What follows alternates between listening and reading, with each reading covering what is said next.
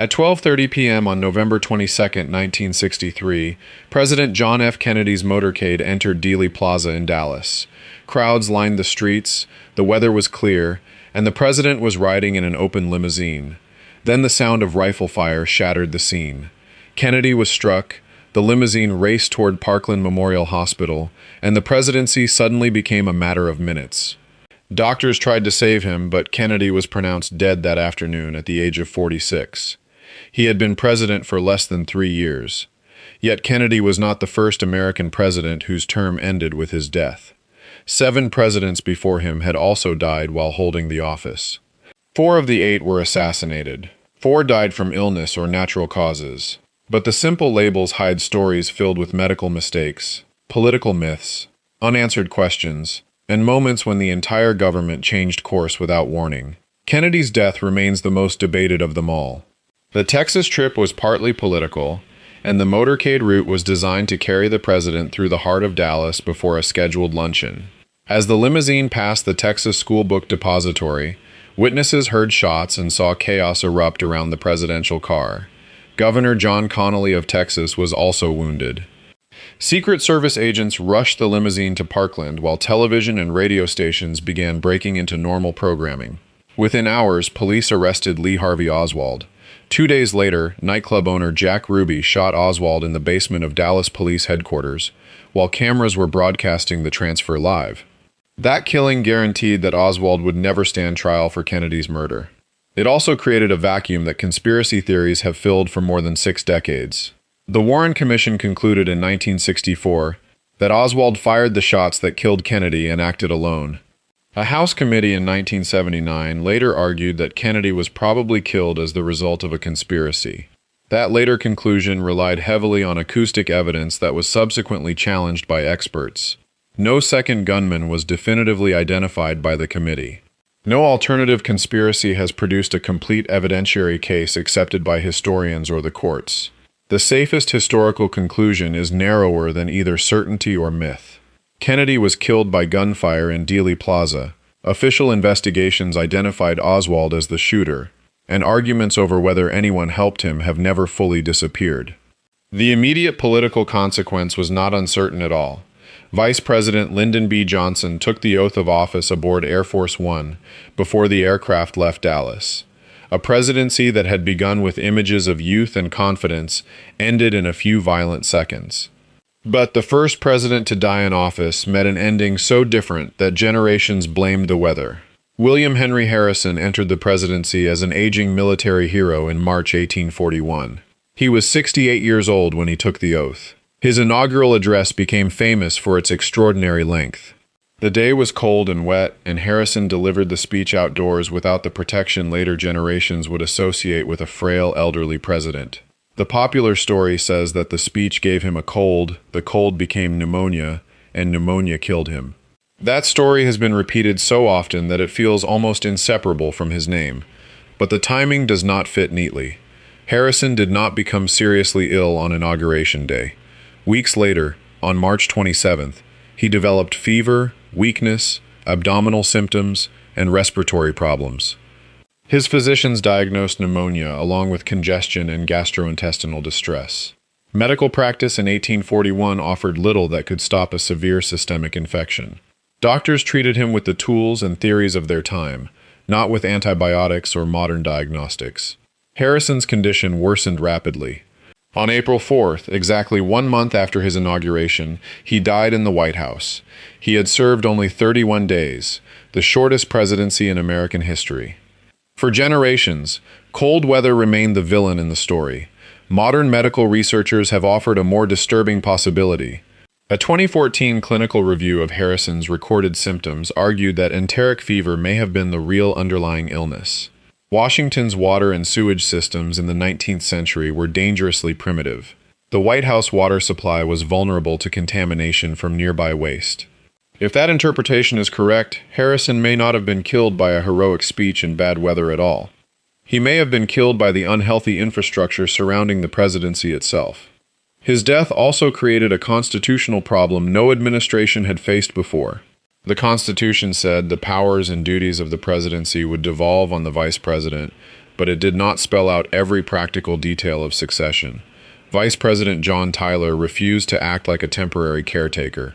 He insisted that he had become president in full. That decision established a precedent that shaped every presidential death that followed. The next president on this list was shot by an assassin, but survived long enough for medicine to become part of the crime story. James A. Garfield had been in office for only 4 months when he entered a Washington railroad station on July 2, 1881. Charles Guiteau was waiting there with a revolver. Guiteau was a disappointed office seeker who believed he deserved a diplomatic appointment from the new administration.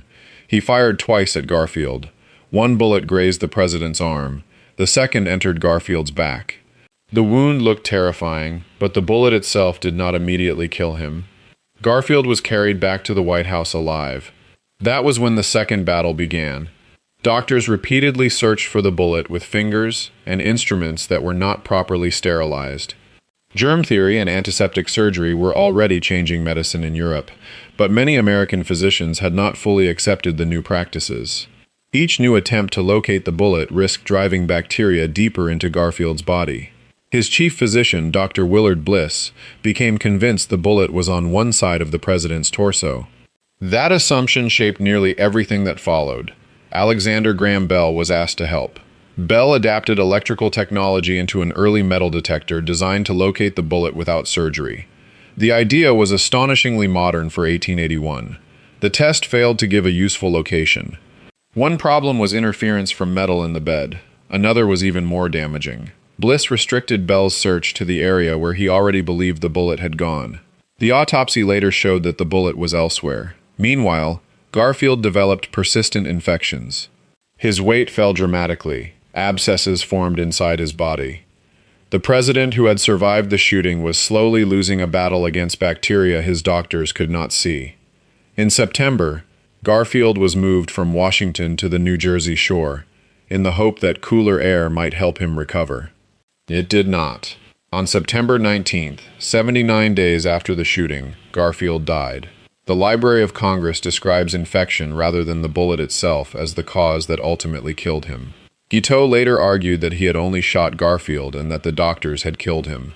That defense did not save him from conviction and execution, but it contained an uncomfortable fragment of truth. Without the infection and repeated probing, Garfield might have had a far better chance of survival. His assassin fired the bullet. 19th century medicine helped turn the wound into a death sentence. The next president died without an assassin anywhere near him, yet rumors of murder spread almost immediately. Warren G. Harding began a long Western journey in the summer of 1923. His administration was already carrying the weight of scandals involving men he had trusted. Harding traveled through the West and into Alaska while his health was deteriorating. He had experienced weakness, shortness of breath, and signs that modern doctors would take seriously as cardiovascular disease. On the return journey, he developed abdominal pain, fever, and severe exhaustion. Initial reports blamed food poisoning. Other diagnoses included pneumonia, gallbladder disease, heart problems, and eventually stroke. By the time Harding reached San Francisco, 5 physicians were involved in his care at the Palace Hotel. For several days, the country received medical bulletins suggesting that he might be improving. Then, on the evening of August 10th, Harding suddenly collapsed and died. He was 57 years old. His doctors publicly described the immediate cause as apoplexy, the period term for a stroke. His wife, Florence Harding, did not permit an autopsy. That decision left a gap where certainty should have been. The gap soon filled with rumors that Harding had been poisoned. Some stories even accused Florence herself. Others tried to connect the death directly to the scandals that were beginning to consume his administration. No reliable evidence has established that Harding was murdered. Modern medical reviews of the surviving records point much more strongly towards serious heart disease. One detailed reassessment concluded that Harding likely suffered from ischemic heart disease and heart failure, with a sudden fatal cardiac event as the most plausible ending. In other words, the mystery around Harding's death grew partly because medicine in 1923 could not describe his heart with the precision available today. His political scandals were real. The murder stories were not proven. Before the nation could absorb the news, the machinery of succession moved again. Calvin Coolidge was staying at his family's home in rural Vermont when Harding died. Coolidge's father administered the presidential oath in the family house during the night. Once again, death had transferred the presidency hundreds of miles from Washington. The next assassination began at a public reception, where the president was doing one of the most ordinary things a politician can do. William McKinley was greeting visitors at the Pan-American Exposition in Buffalo on September 6, 1901. The Temple of Music was crowded and hot. People moved through a line to shake the president's hand. One man approached with a handkerchief wrapped around his right hand. Hidden beneath it was a revolver. The man was Leon Czolgosz, an anarchist who had decided to kill the president. McKinley extended his hand. Czolgosz fired twice at close range. One bullet caused a relatively minor wound. The other entered McKinley's abdomen and passed through his stomach. Doctors operated at the Exposition Hospital. The surgical team repaired the damage they could see but failed to locate the second bullet. An X-ray machine was available in Buffalo, and Thomas Edison was prepared to help provide equipment. The technology was not used on the president. At first, that decision appeared irrelevant. McKinley seemed to improve. His doctors issued optimistic reports. Vice President Theodore Roosevelt even left Buffalo because the crisis seemed to be passing. Then the president's condition reversed. Infection spread through the damaged tissue. Gangrene developed along the path of the bullet. By September 13, the optimism had vanished. McKinley died early on September 14th, 8 days after the shooting. The official medical description included gangrene of the stomach and pancreas. The bullet had started the process, but infection completed it. The assassination also exposed the vulnerability of a presidency that still treated public access as almost normal. After McKinley's death, presidential protection by the Secret Service became a permanent federal responsibility. His death, therefore, changed not only the occupant of the White House, but the physical relationship between presidents and the public. The next case was not an assassination at all, but later generations still dug up the president's body to test whether he had been poisoned. Zachary Taylor entered the White House in 1849 as a celebrated general from the Mexican-American War. He had spent much of his life surviving military campaigns that would have killed many other men.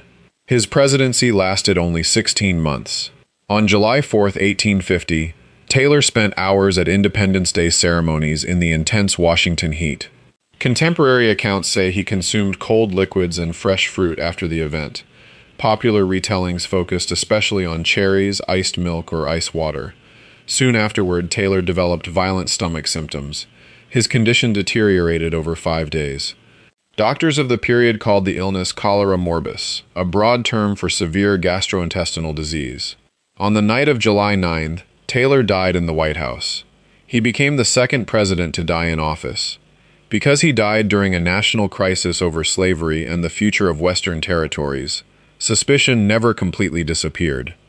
More than a century later, one theory claimed that Taylor had been poisoned with arsenic. The allegation became serious enough that his descendants agreed to an extraordinary test. In 1991, Taylor's remains were exhumed. Samples of hair, bone, and fingernails were examined for arsenic. The results did not support the poisoning theory. Officials concluded that Taylor had died of natural causes. The exact diagnosis remains less certain than the rejection of murder. Modern historical sources describe severe gastroenteritis and consider diseases such as cholera or typhoid possible explanations. The famous cherries may have been part of his final day, but they are not a complete medical diagnosis. Taylor's death is a reminder that 19th century Washington itself could be dangerous. Food preservation was limited. Water sanitation was poor. A president could survive battlefields and still be defeated by an infection no one could identify precisely. The next president died at a moment when the United States was only weeks away from victory in Europe. Franklin D. Roosevelt had already broken every previous presidential record for time in office. By April 1945, he had been president for more than 12 years. He had led the country through the Great Depression and most of the Second World War. To the public, Roosevelt still appeared to be carrying the enormous machinery of war toward victory. Behind the scenes, his body was failing. A major medical examination in 1944 revealed serious heart and circulatory problems. Doctors placed him on medication, diet restrictions, and a reduced schedule when possible. But war did not offer a reduced schedule. Roosevelt looked visibly thinner and more exhausted during his fourth presidential campaign. He traveled to the Yalta Conference in early 1945 to negotiate with Winston Churchill and Joseph Stalin over the shape of the post-war world. People who saw him closely understood that he was not well. Most Americans did not know how serious the problem had become. In April, Roosevelt went to Warm Springs, Georgia, a place he had visited for years because of his struggle with paralysis.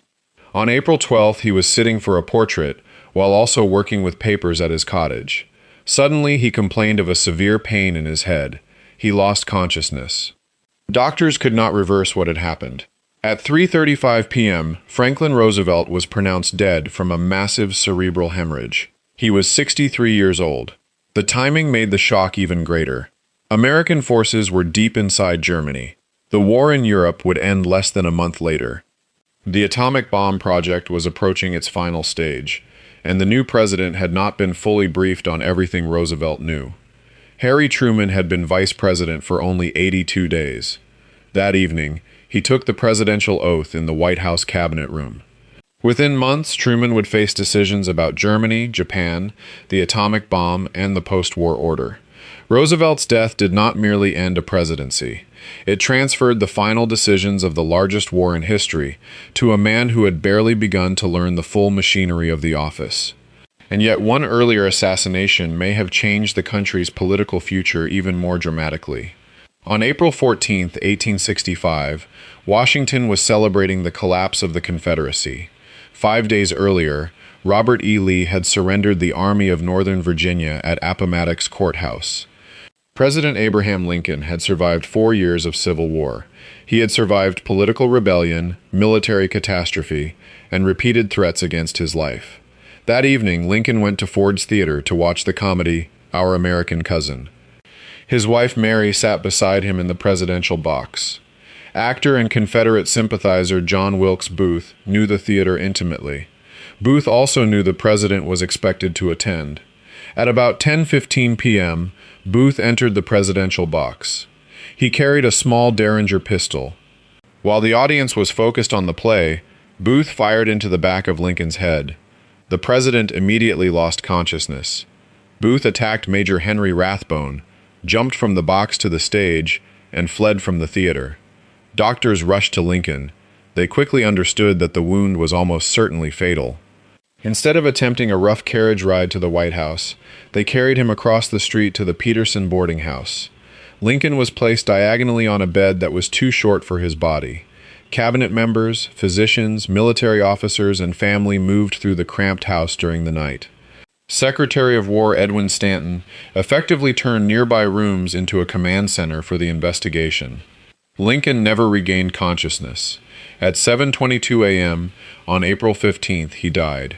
The Civil War president had lived long enough to see the Union military victory become unavoidable. He did not live long enough to direct Reconstruction. Vice President Andrew Johnson became president only weeks after taking office as vice president. The assassination therefore changed who would control the first critical phase of reunion after the war. Booth escaped Washington, but remained on the run for less than 2 weeks. Union troops cornered him in a Virginia tobacco barn. He was shot during the confrontation and died soon afterward. The assassination conspiracy was investigated, several participants were tried by a military commission, and 4 were executed. Lincoln's murder became a national trauma almost immediately. It also became the template through which later Americans understood presidential assassination. But the 8 deaths do not form one simple pattern. Harrison's famous pneumonia story may hide a contaminated water illness. Taylor's supposed poisoning failed a forensic test more than a century after his burial. Garfield survived the bullet but could not survive infection and disastrous medical treatment. McKinley appeared to recover before gangrene reversed everything. Harding's sudden death created rumors because no autopsy settled the immediate cause. Roosevelt's failing health was far more serious than most Americans understood. Lincoln and Kennedy were killed in public spaces at moments that permanently changed how their eras are remembered. 8 presidents entered office expecting to complete their terms. None of them did. Every death forced the country to prove that the presidency could survive the loss of the person holding it. And in every case, the final hours reveal something larger than the cause of death itself. They reveal the medicine, security, politics, technology, and fears of the America in which each president lived. Which of these 8 presidential deaths surprised you the most? And which American presidency should we investigate next?